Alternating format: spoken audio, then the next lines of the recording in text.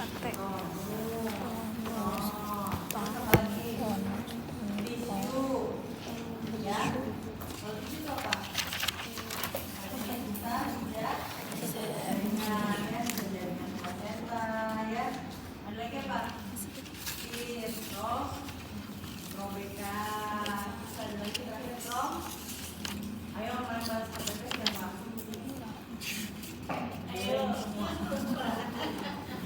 Jadi empatnya apa aja tadi? Tonus, sama trombin ya. Bisa trauma, bisa tears ya. Jadi dia obekan ya. Jadi kalau tonus itu gara-gara apa? Gara-gara atomnya dari uterus ya. Kayak yang dijelasin kemarin, setelah plasenta lahir harusnya uterusnya terkontraksi supaya spiralis yang tadinya melebar yang bilangan besar-besar itu pada kecil semua dan perdarahannya bisa diatasi. Tapi kalau dia nggak berkontraksi dengan optimal yang terjadi apa? Perdarahan ya. Nah, terus habis itu ada lagi yang trauma ya.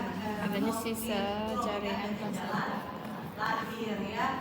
Jadi kalau robekan jalan lahir yang paling sering bikin perdarahan itu dari mana? Porsio ya. Jadi kalian lihat periodiumnya, kalau masih perdarahannya banyak tapi kontraksinya bagus, terus plasenta tadi kebilangan yang lengkap, kalian harus cari tahu jangan-jangan ini gara-gara si porsionya robek ya. Kalau porsionya robek itu jadi kalian harus explore ya pakai apa namanya speculum fins ya, speculum fins di IPA ya. Terus kalian punya nilai di situ. Nah, kalian harus tahu itu kalian jepit ya biar ada sumber perdarahan atau enggak. Kalau ada sumber perdarahan dari di sini ya. Terus tadi kalau misalkan yang robekan. Kalau tisu hasilnya apa? Tisu tadi itu Dari sisa plasenta. Biasanya kan kalau HPP itu ada yang primer, ada yang sekunder. Kalau atonia tuh primer, biasanya langsung tuh dalam 24 jam perdarahan. Tapi kalau yang apa sisa plasenta itu biasanya dia yang sekunder. Jadi udah 3 hari punya pulang perdarahan lagi terus kalian cari itu sisa plasenta. Makanya setelah kita melahirkan plasenta jangan males buat ngeliat putih ledor ya. Itu udah ditinggalin tuh orang-orang tuh udah pada suka ngecek lengkap apa enggak ya. Jadi kalau kita udah ngecek kita lebih pede. Kalau dia bilang ada sisa nih enggak kok kemarin lengkap ya, plasentanya udah dilihat udah lengkap ya. Karena bisa jadi jangan-jangan itu cuma karena orkestrasi sodianya nggak keluar ya, juga bisa ya. Nah jadi intinya adalah cek kotiledogram ya. Yang terakhir adalah trombin, gangguan dari pembekuan darah ya. Kalau gangguan dari pembekuan darah itu harus kalian cari tahu tuh ya dari sebelum pasiennya mulai bersalin. Anamnesis, tanya ibu ada ini enggak apa namanya ada kalau berdarah suka lama berhentinya enggak ya. Terus kalau luka suka apa kalau jalan terus biru. Nah kayak gitu kalian khawatir jadi ada gangguan pembekuan darah walaupun itu bahkan kurang dari 1% yang sudah ya. Nah sekarang kita ngomongin atonia. Kalau di atonia uteri yang pertama pasti harus di masase uterus ya. Masase uterus itu paling murah paling gampang tapi suka disepelekan ya. Jadi setelah plasentanya lahir udah langsung di masase. Kalau kayak itu masase uterus dulu ya.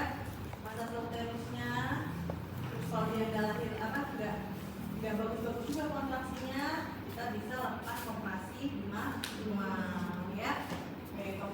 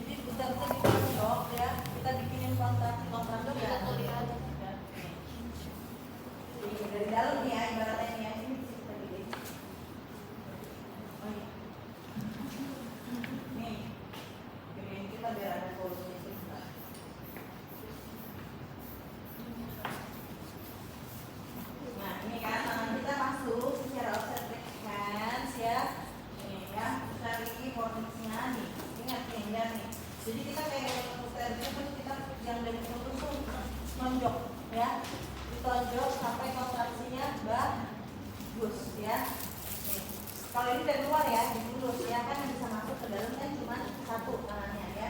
Masuk secara obstetric hand nih ke dalam, cari. Ini kan bulusnya bisa kita pegang nih dari luar nih. Kita tonjok ya sampai kontraksinya bagus ya. Kalau dia kontraksinya nggak bagus juga, apa yang kita lakukan? Bisa lakukan pemasangan kondom. Nah, ini kan lakuin itu pegel banget ya. Nah, jadi yang kalau tangannya satu nonjok satu di atas ini ya. Jadi kita mau bikinin kontraksi bohong-bohongan dari luar gitu ya, sampai akhirnya si uterusnya mampu berkontraksi dengan sendirinya. Nonjok tahan ya, nonjok ya, sampai si uterus bisa berkontraksi dengan sendirinya. Kalau nggak baik-baik juga, ini kayak udah 10 menit aja pasti kalian udah pegel banget. Jadi selalu makanya kalau nolong lahiran nggak boleh sendirian, minimal bertiga. Nanti kalau ada lagi yang satu capek gantian ya, sambil siapin untuk persiapan kondom kateter ya.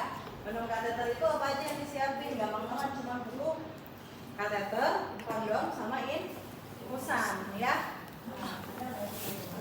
Coba kalau begdut dikit.